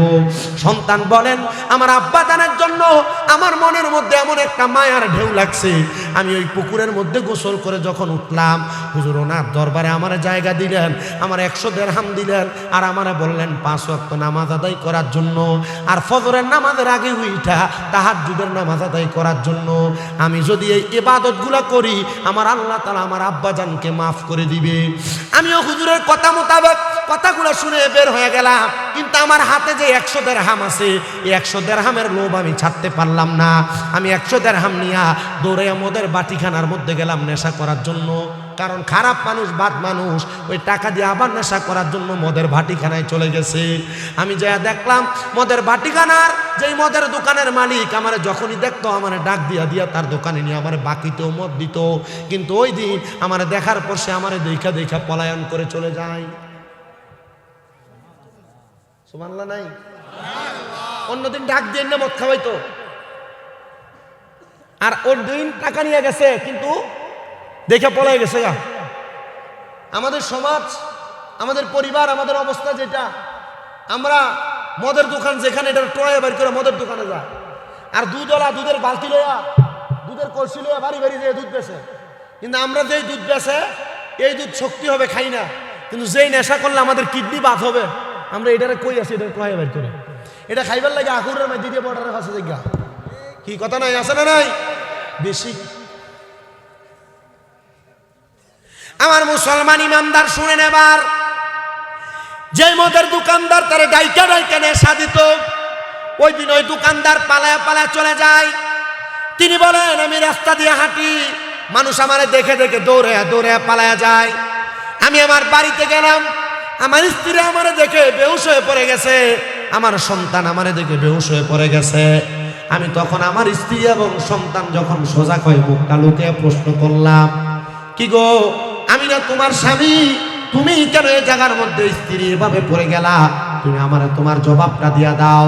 তিনি জবাব দেয়, অন্য কোনো কারণ না, আপনি যদি আব্দুর রহমান নামক আমার স্বামী হন, তাহলে আপনি যে এই জায়গার মধ্যে এমন ভাবে পড়ে রইলেন, কারণটা কি? তিনি ডাক দিয়ে বলেন, অন্য কোনো কারণ না, একটাই মাত্র কারণ, তোমার চেহারা বড় কুৎসিত, এজন্য তোমার এমন অবস্থা, আমি তোমারে দেখে পলায়ন করি, বেহুশ হয়ে পড়ে যাই, তুমি আমার স্বামী না। আব্দুর রহমান বুঝতে পারলেন আল্লাহর হযরতে ইসমাইল হাক্কির কাছে যাওয়ার কারণে তিনি আমার এমন কোন হিকমতের মাধ্যমে আমার চেহারাকে কুৎসিত বানিয়ে দিয়েছেন। উনি দৌড়ে ইসমাইল হাক্কির কাছে যায় বলেন, হে ইসমাইল হাক্কি, আমার চেহারা যে কুৎসিত হয়ে গেল, কেউ আমার জায়গা দেয় না, এমনকি আমার আদরের স্ত্রী আমার জায়গা দেয় না, আপনি কি আপনার কাছে আমার জায়গা দিবেন? দেখছেন আল্লাহর ওলিদের হিকমত কেমন হিকমত। উনি বলেন, আপনি কি আমার জায়গা দিবেন? উনি সাথে সাথে বলে, হে বাবা আব্দুর রহমান, আমি তোমারে আমার কাছে জায়গা দিব, তুমি আমার কাছে থাকতে পারো। ওই আব্দুর রহমান নামক সন্তানটা ইসমাইল হাক্কির দরবারে একদিন 2 দিন করে 3 মাস পর্যন্ত অবস্থান করলেন। 3 মাসে আল্লাহর ওলির সোহবতে থাকার কারণে মস্তবি রুমির মধ্যে আল্লামা জালালউদ্দিন রুমি রহমাতুল্লাহ আলাইহি বলতেছেন, সোহবতে সালে তোরা সালে কোনাত, সোহবতে তালে তোরা তালে কোনাত। ভালো মানুষের সোহবতে থাকলে ভালো হইতে পারবা, বদ মানুষের সোহবতে থাকলে বদ হইয়া যাইবা। আল্লাহর ওলির সোহবতে থাকার কারণে 3 মাসের মাথায় ওই আল্লাহর বান্দা বলে, আমি 1 ওয়াক্ত নামাজ না পড়লে আমার কাছে ভালো লাগে না, তাহাজ্জুদ না পড়লে করলে ভালো লাগে না। আমি হুজুরের কথা মোতাবেক তাহাজ্জুদ করতে লাগলাম। 3 মাস এমন ভাবে ইবাদত করতে লাগলাম, আমার ইবাদতের প্রতি মনোযোগ লেগে গেছে। এবার আমি বলতে লাগলাম, হুজুর আপনি না 3 মাস আগে বলছেন আমার আব্বা আমার কারণে কবরের আযাবে জ্বলতেছে। হুজুর এবার আপনি বলেন না, আজকে 3 মাস তো আমি ইবাদত করি, আমার আব্বা কবরে কেমন আছে? হুজুর কই বিপদে ফালাইনি বেটা। আর আমি তো দেখছি স্বপ্নে, এখন তোর আব্বা কবরে কেমন আছে আমি কেমনে দেখাইতাম? এবার আপনারা বলেন, আল্লাহর ওলিরা মুরিদানদেরকে এমন চক্ষু বন্ধ কইরা মুরাকাবার মাধ্যমে নবী দেখাইতে পারে কি পারে না? মুর্শিদ আমার আল্লাহর বন্ধু, কোন সন্দেহ না আয়ো রে, আমি মুর্শিদি নামে বড় শান্তি পাই। কন না একটু মোহাব্বতে, গাউসে পাক আমার আল্লাহর বন্ধু, কোন সন্দেহ না আয়ো রে, আমি মুর্শিদি নামে বড় শান্তি পাই, আমি মুর্শিদি নামে বড় শান্তি পাই। মুর্শিদ আল্লাহর ওলি বুঝবেন কেমনে? কিভাবে বুঝবেন? আল্লাহর হাবিব সাল্লাল্লাহু আলাইহি ওয়াসাল্লাম ইবনে মাজাহ শরীফের 303 নম্বর পৃষ্ঠা হাদিসে বলে, ইদা রুযুকিরাল্লাহু আযজা ওয়া জাল্লা, চেহারার দিকে চাইলে আল্লাহর কথা মনে হবে, এটাই মুর্শিদ। মারহাবা করে কোন না, মুর্শিদের দিকে চাইলে কার কথা মনে হইব? আল্লাহর কথা মনে হইব। যেটা সিগারেট খায় এটা মুর্শিদ না, এটা শয়তান। যেটা বেরিয়ে বয়ে থাকে এটা মুর্শিদ না, এটা কিটা? শয়তান। শয়তান। আর ইতার কারণে সুন্নিদের বদনাম। আমি দেখি মাঝে মাঝে ফেসবুকে আমরা ছবির লগে দিয়ে লাগাই দেয়, হিসাব মাথা লম্বা, টুপি চুলটি লম্বা, ভিডিও তুলে বেরিয়েছে। কি কথা কন না? আপনি ঠিক কইলেও ঠিক, না কইলেও ঠিক। নিজের দোষ কওয়া শিখেন, দেখবেন নিজেরা সবাই বালা দিব। আপনি তো আপনার দোষ করেন না, আপনি মনে করেন যে আমরা সুন্নি দেখিয়া আমরা জিতা করি, তো মনে হয় বালা। জি না। আল্লাহ আপনারা হেদায়েত দান করুন, আমিন পড়েন, আরো জোরে কোন আমিন। হে মুসলমান ইমানদার, হে নবীর উম্মত, শোনো এবার ছেলে 3 মাস পরে কয়, হুজুর আপনারা বলছেন আমার আব্বা আমার কারণে কবরে আযাবের শিকার, তাইলে হুজুর আজ 3 মাস পর্যন্ত ইবাদত করি, এবার আপনি আমারে বলেন না আমার আব্বা জান কবরে কেমন আছে? হুজুর কে এটা ফেসে ফেলাই দিছে আমারে। আমি কেমনে তোরে দেখাইতাম? তোর আব্বারে তো আমি স্বপ্ন দেখছি ফজরের নামাজের পরে, আমি কেমনে দেখাইতাম? আল্লামা ইবনে সিরিন তার স্বপ্নের কিতাবের তাবিরের কিতাবে লিখতেছে, কোন সন্তান কোন এলাকার মানুষ যদি কোনো মানুষকে স্বপ্ন দেখে তাহলে এই অবস্থাটা বড় ভালো। স্বপ্নে মানুষ এই জন্য দেখা দেয়, তারে দেখা দেয় সেই ব্যক্তি তার জন্য উপকারে আসবে। আপনি যদি আপনার মারে, বাবারে, দাদারে, দাদিরে, বংশের কোনো মানুষের স্বপ্ন দেখেন, মনে রাখবেন স্বপ্ন এমনে দেখায় না, তাদের দোয়ার প্রয়োজন, এই জন্য তারা স্বপ্ন দেখায়। এই জন্য মা বাপরে আমরা সুন্নি যারা আছি, মা বাপের স্বপ্ন দেখলে আমরা মিলাদ পড়াই, দোয়া করাইনি। এটা বেদাত যদি কেউ কয় এটা তাদের বিষয়। আপনি আমার যেটা অভ্যাস, আমি আমার ওয়াজ, আপনি আমার অনেক ওয়াজ খুঁজা দেখেন, আমি গালাগালি বহি না। কেন বহি না? আমার কাকা যদি সবাই বকে, সবাই যদি কয়, তো আমারটা দিয়ে উচিত, আমারটা বুঝবো কেমনে? মাতে না, আমারটা দিয়ে উচিত এটা বুঝতো কেমনে? আমারটা উচিত। আমি বললাম আম্মা আব্বা মারা গেছে, দোয়া করেন, এবার বলে হুজুর দোয়া করাবে দা, এই দেখাইলেন আল্লাহর হাবিবের হাদিস। আল্লাহর হাবিব বলতেছেন, হ্যাঁ এক লোক আইসা তার মা বাবা ইন্তেকালের পরে আইসা প্রশ্ন করি, ইয়া রাসূলুল্লাহ ইদি জা মিন বানি সালামাতা, বনু সালমা গোত্রের লোক আইয়া প্রশ্ন করি, ইয়া রাসূলুল্লাহ আমার মা বাপ মরে গেছে, হাল বাকিয়া মিন বিররি আবাইয়া শাইউন আবার রুহুমা বিহি বাদা মাউতিহিমা, নবী গো আমরার মা বাবা মারা যাওয়ার পর আমরার কোনো দায়িত্ব আসেনি? নবী আমার বলে, হ্যাঁ দায়িত্ব আছে। 1 নাম্বার আসসালাতু আলাইহিমা, মা বাবা মারা যাওয়ার পর তোমার দায়িত্ব হলো তুমি মা বাবার লাগে দোয়া করবা। 2 নম্বর দায়িত্ব ওয়াল ইস্তিগফারু লাহুমা, আম্মা আব্বার জন্য ক্ষমা প্রার্থনা করবা। 3 নম্বর দায়িত্ব ইনফাদু আহাদিহিমা, আম্মা আব্বার ঋণ থাকলে পরিশোধ করবা, ওয়াদা থাকলে পূরণ করবা। ওয়াসিলাতির রাহমিল্লাতি লা তুসালু ইল্লা বিহিমা, হ্যাঁ ও দুনিয়ার সন্তানের দলেরা তোমার আম্মা আব্বার আত্মীয় স্বজনের সাথে সম্পর্ক বজায় রাখবা। 5 নম্বর ওয়া ইকরামু সাদিকিহিমা, মার বয়সী বাপের বয়সী মুরব্বীদেরকে সম্মান করবা, তাজিম করবা। আর আমরা ভাইয়ের বয়সী মুরব্বী দেখলে সিগারেটটা টান দিয়ে ধোঁয়াটা বেটার মুখের দিকে করে মারি। এই কথা কন না কেন? মুরব্বীরা বাবার বয়সে ডাক দেয়, এরে এটা করিস না, আরে চুপ থাকেন, আপনি কি বুঝেন? আপনি বুঝেন বেশি কয় নাই, এটা বেয়াদবি। আর মা বাবা কবরে আযাব হয়। যদি আপনি আপনার বাবার বয়সী মুরব্বীদেরকে সম্মান করেন, বাবা কবরে শান্তিতে থাকবে। মা বাপরে খাওয়াইতে পারেন না, মার বয়সী কোনো মুরব্বী মহিলার একটা কাপড় কিনা দিবেন, মার বাবার বয়সী কোনো মুরব্বী পুরুষকে একটা লুঙ্গি কিনা দিবেন, এরা কবরে শান্তিতে থাকবে। কারণ এদেরকে সম্মান করলে আল্লাহ আপনার মা বাবার কবরে সম্মান দিবে। সুবহানাল্লাহ নাই তো জোরে নিজেও কয় না, আমারও কইতাম না, মোহাব্বতে কোন সুবহানাল্লাহ। এই জন্য আমি আমার সব মুসল্লিদেরকে বলতেছি, আপনারা আর একটু ধৈর্য দিয়ে বয়ানটা শ্রবণ করেন। ছেলে কয় হুজুর আমার বাপ মা কবরে কেমন আছে, এবার আপনি আমারে দেখান। হুজুর কই দেখাইতাম কেমনে? তবে হ্যাঁ, আমি তোর একটা আমলের কথা বলতে পারি যেটার মাধ্যমে তোমার আব্বা আম্মা কবরে কেমন আছে তুমি জানতে পারবা। হুজুর কোন আমল? বলে আমল হইল আমার আল্লাহ তাআলা ঘোষণা করেছে ওয়ামিনাল লাইলি ফাতাহাজ্জাদ বিহি নাফিলাতাল লাকা আসা আইয়াবআসাকা রাব্বুকা মাকামাম মাহমুদা। জবান খুলে জোরে জোরে কোন আল্লাহু আকবার। আল্লাহ কোরআনের আয়াত নাযিল করে দিলেন, আপনি রাতের কিছু অংশ তাহাজ্জুদের নামাজ আদায় করেন। যদি আপনি তাহাজ্জুদের নামাজ আদায় করেন, আল্লাহ তাআলা অতি সত্বর আপনার প্রশংসার জায়গা মাকামে মাহমুদ প্রদান করবে। আল্লাহর হাবিব সাল্লাল্লাহু আলাইহি ওয়াসাল্লামের উপর যখন এই আয়াত নাযিল হয়, আম্মা জান আয়েশা সিদ্দিকা রাদিয়াল্লাহু তাআলা আনহা হাদিস বর্ণনা করে তিনি বলেন, আমি দেখলাম আমার নবীজি ওই দিন সারা রাত লাগায় লাগায় 2 রাকাত নামাজ পড়ছে।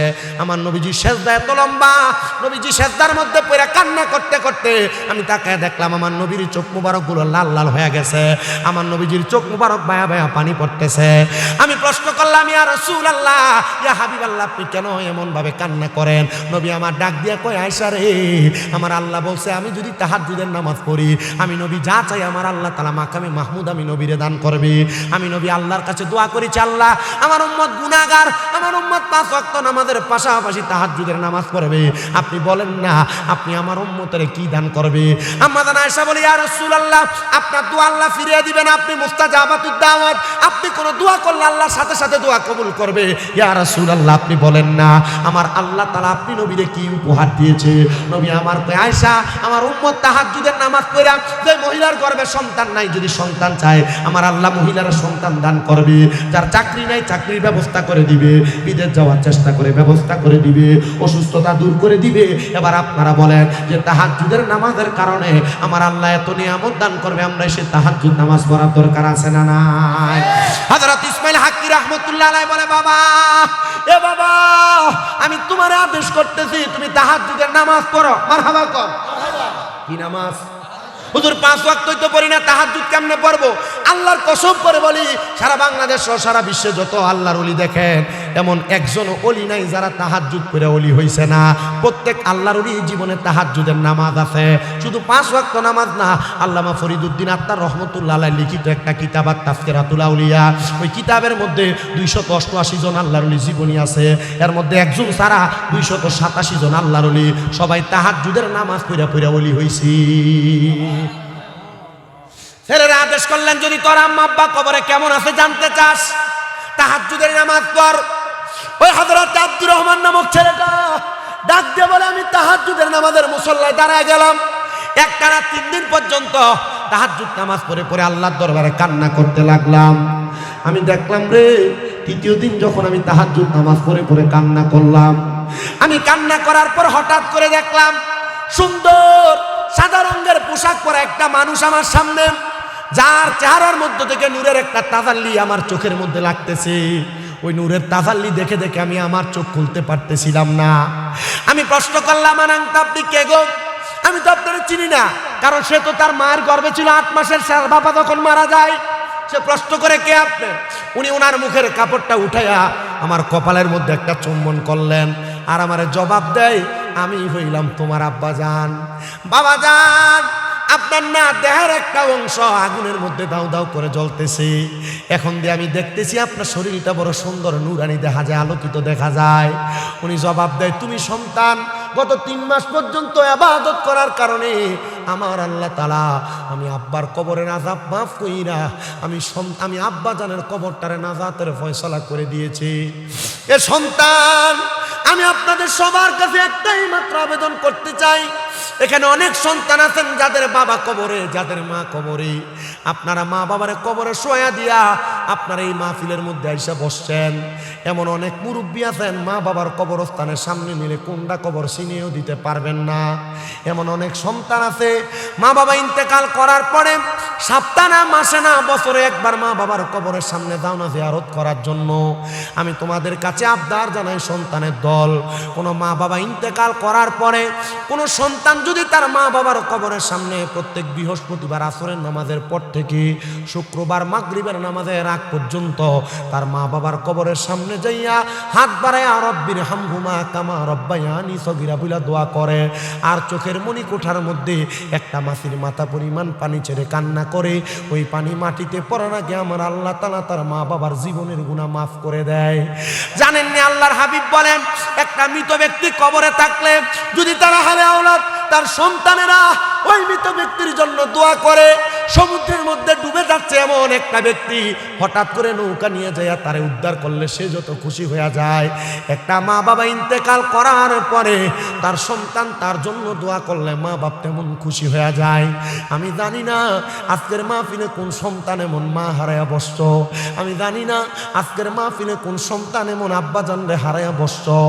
আবার আরেক জাতের সন্তান আছে মা বাপ বেঁচে আছে, বেঁচে থাকা অবস্থায় ওই মা বাবার মতো রত্নরে যত্ন করে না। এ সন্তান পারলে দাও তোমার পাও আমার সামনে দাও, আমি আমার জিহ্বা দিয়া তোমার পাওটা পরিষ্কার করে দিব। সন্তান যদি মা বাপরে ধমক দিয়া কথা কও, বাত না দাও, তোমার মতো সুতার আমার দরকার নাই। ব্রাহ্মণবাড়িয়া সবচেয়ে বড় আলেম দিয়া যদি ওয়াজ মাহফিল করাও আর মা বাপরে বাত না দাও, মা বাপরে ধমক দাও, বুড়া বুড়ি কইয়া ডাক দাও, আল্লাহর কসম তোমার এমন ওয়াজ দিয়া কোনো লাভ হবে না। যদি কেউ ধমক দিয়া থাকো, মা বাপকে জুদা করে দিয়ে থাকো, মা বাপরে ভাত না দাও, এমনও আছে মা বাবার খানা খাওয়ানি নিয়ে এলাকাতে বিচার বসে। সন্তান তোমার কাছে আমি পায়ে হাত দিয়ে করজোরে আবদার জানাই, ওই মা বাবার কাছে আজকে মাহফিল থেকে বাড়িতে যা মাপ চাইবাম। আজকের মাহফিল কবুল হবে কি হবে না এটার গ্যারান্টি আমি দিতে পারবো না, তবে একটা গ্যারান্টি দেওয়া যায়, আগামীকালকে যদি দেখো এই নাসিরপুরের চৌরাস্তা মোড়ে কোনো দোকানদারের মধ্যে দোকানদারের কাছে মুরব্বীরা বলতেছি, হ্যাঁ শামীম দাদার ওয়াজ শুইনা আমার সন্তান আমার পায়ে ধরে মাপ চাইছে, কিন্তু আমার সন্তান কোনোদিন আমার সাথে কোনো অন্যায় করে নাই। আপনারা মনে করতেছেন মা বাবার পায়ে ধরলে শিরিক হবে, বেদাত হবে। না না না, আমি মাদ্রাসায় কামেরে ফাইনাল পরীক্ষা দিব, আমি আমার এলেমের জোর দিয়ে ওয়াজ করি না। আমি যেদিন শুনছি মা বাবার পায়ের মধ্যে চুমা দিলে আল্লাহর জান্নাতের চৌকাটে চুমা দেওয়ার স্বাদ পাওয়া যায়, আমি ওই দিন মাদ্রাসায় ক্লাস 6-7 পড়া অবস্থায় আমি আমার মা বাবারে ঘুমন্ত অবস্থায় পায়ে চুমা দিছি। আর এটার বরকতে আল্লাহ তাআলা আমার সুন্দর সুন্দর জায়গায় নেয়, আল্লাহ আমার সুন্দর মাহফিলের স্টেজে বক্তা বানায় বসায়। আপনাদের দোয়ায় কুমিল্লাতে আমার দিয়া 6টা মাদ্রাসা করাইছে আল্লাহ। আমি বিশ্বাস করি এগুলো আমার মায়ের দোয়া। সন্তান আমি জানি না মাহফিল কবুল হবে কিনা, তবে যদি আগামীকালকে শোনো দোকানে বৈশা কোনো মুরব্বীরা বলে হ্যাঁ এই ছোট মানুষ কুমিল্লা থেকে আসছে শামীম দাদা, তার ওয়াজ শুই না আমার সন্তান বাড়িতে যে আমার পায়ে ধরে মাপ চাইছে, মনে করবা মাহফিল আল্লাহ তাআলার দরবারে কবুল হয়ে গেছে। কিন্তু অনেকে চিন্তা করে হুজুর যাদের বাড়িতে আব্বা আছে তারা বাড়িতে যে বাবার পায়ে ধরে মাপ চাইবে, আমার তো আব্বা নাই, আমি কার পায়ে ধরে মাপ চাইবো। অনেকে চিন্তা করে হুজুর যাদের বাড়িতে মা আছে তারা বাড়িতে যে মার পায়ে ধরে মাপ চাইবে, আমার তো মা নাই, আমি কার পায়ে ধরে মাপ চাইবো। সন্তান চিন্তা করবেন না, আখিরি মুনাজাতের মধ্যে রব্বির হামহুমা কামা রব্বায়ানি সগীরা বলে আপনার মা বাবার জন্য দোয়া করা হবে। তখন যদি আপনি কান্না করে করে দোয়া করতে পারেন, আল্লাহ তাআলা আপনার মা বাবারে মাফ করে দিবে। এমন অনেক সন্তান আছে যাদের বাবা মা তারে কষ্ট করে মানুষ করছে, বাবা মার কাছে টাকা পয়সা ছিল না, এখন সন্তান তুমি লাখ লাখ টাকার মালিক, কিন্তু তোমার মা বাপরে তুমি খাওয়াইতে পারো না, মা বাপরে পড়াইতে পারো না, মা বাবা কবরের বাসিন্দা। হাই রে কোন সন্তান জানি আজকের জান্নাতের বাগানে বসছে। সন্তান আমি তোমাদের কাছে করজোরে আবদার করি, মা বাপ যদি কবরে থাকে, যদি সম্ভব হয় প্রত্যেক শুক্রবার জুমার দিনে জুমার নামাজ পড়া মা বাবার কবরের সামনে যে হাতটা বাড়ায় বাড়ায় দোয়া কইরো, দেখবা আমার আল্লাহ তাআলা মা বাবার দোয়ার বরকতে তুমি সন্তানকে মাফ করে দিবে। সন্তানের দল আবদার জানাই রে, মা বাপ কবরে, ওই মা বাপ যদি দুনিয়াতে বাইচা থাকতো, তুমি মা বাবার পায়ে ধরে মাপ চাইতা, মা বাবার কাছে ক্ষমা প্রার্থনা করতা, মা বাবার কাছে তুমি ক্ষমা প্রার্থনা করতা। সন্তান এখন মা বাবা কবরে, মা বাবা বেঁচে নাই, মা বাপ যদি বাইচা থাকতো, যদি তুমি প্রতি মাসে 1000 টাকার কইরা ফল কিনা খাওয়াইতা, 12 মাসে 12,000 টাকা তোমার মা বাবার পেছনে লাগতো। মা বাপ যদি বেঁচে থাকতো, ওই মা বাপকে যদি তুমি খানা খাওয়াইতা, তাহলে 12 মাসে যদি প্রতি মাসে 2000 করে হিসাব করো, তাহলে 12 মাসে 24,000 টাকা তোমার মা বাবার পেছনে লাগতো। এখন মা কবরে, মনটা চাইলেও তোমার আম্মা জানকে ভালো কোনো খাবার তুমি খাওয়াইতে পারো না। বাবা কবরে, বাবা জানকে চাইলেও কোনো খাবার তুমি খাওয়াইতে পারো না। সন্তান তোমাদের কাছে করদরে আবদার জানায়, মা বাপ বেঁচে থাকলে তো মা বাপরে খাওয়াইতা, আমি এমন একটা সন্তান চাই। বলে হুজুর আমার মা কবরে, আমার আম্মার জন্য আমি আগামী বছর মাহফিল হবে, আমি 10,000 টাকা দান করে দিব। দান করতে পারে না। সাদ ইবনে উতবা রাদিয়াল্লাহু তাআলা আনহু, উবাদা রাদিয়াল্লাহু তাআলা আনহু, তিনি বলেন আমি যুদ্ধের ময়দানে ছিলাম, আমি আমার নবীজির দরবারে আগমন করলাম। অতঃপর আমি আমার বাড়িতে যাওয়ার পর্যায়ে দেখলাম আমার আম্মা জান দুনিয়া থেকে বিদায় নিছেন, আমি জানাজাও পাই নাই, দাফনও পাই নাই। আমার মা ইন্তেকাল করেছেন, আমার মা কবরে চলে গেছে। আমি দৌড়ে রহমতের নবীর দরবারে গেলাম, ইয়া রাসূলুল্লাহ, আমি আমার মায়ের জানাজাও পাই নাই, দাফনও পাই নাই। নবী আমার মা যে মারা গেছে, আমি আমার মায়ের জন্য কি করতে পারবো আপনি বলেন না। নবী আমার বলে ইয়া সাদ ইবনে উবাদা সাদাকা করো। হযরতে সাদ ইবনে উবাদা বলে ইয়া রাসূলুল্লাহ, আপনি সাক্ষী থাকেন, আপনার সাক্ষী রেখা আমার মিকওয়াদা নামক একটা খেজুরের বাগান আছে, এই বাগানটা আমি আমার মায়ের জন্য আল্লাহর হস্তে সদকা করে দিলাম। আমার নবীও কয় সাদ ইবনে উবাদা তুমিও সাক্ষী থাকো, এই খেজুরের বাগান থেকে যত মানুষ খেজুর আহার করবে, ওই খেজুর আহার করার কারণে যে সওয়াব হবে, সবগুলা সওয়াব আমার আল্লাহ তাআলা তোমার আম্মার আমলনামাতে দিয়া দিবে। কোন সুবহানাল্লাহ। আম্মা জান আয়েশা সিদ্দিকা রাদিয়াল্লাহু তাআলা আনহা, আপনার কি কষ্ট হবে? যেহেতু কালেকশনে ঢুকছি, আরেকটা হাদিস শোনাই, হাদিস শুনে যদি মনটা গলে কালেকশন দিবেন আপনারা মাহফিলে। শোনেন, আম্মা জান আয়েশা সিদ্দিকা রাদিয়াল্লাহু তাআলা আনহা বলেন, মসজিদে নববীর রিয়াজুল জান্নার ভিতরে 3টা গাছ, একটা উস্তুনে হান্নানা, একটা উস্তুনে আহাদাম, একটা উস্তুনে আয়েশা। মাঝখানের যে গাছটা উস্তুনে আহাদা, সেই গাছের নিচে আমার নবীজি বাহিরের মেহমানদের সাথে কথা বলতেন, আর উস্তুনে হান্নানার মধ্যে ধরে আমার নবী খুতবা দিতেন, আর উস্তুনে আয়েশা যেইটা, ওইটার নিচে বসে আমার নবী মা আয়েশার সাথে কথা বলতেন, আলাপ করতেন।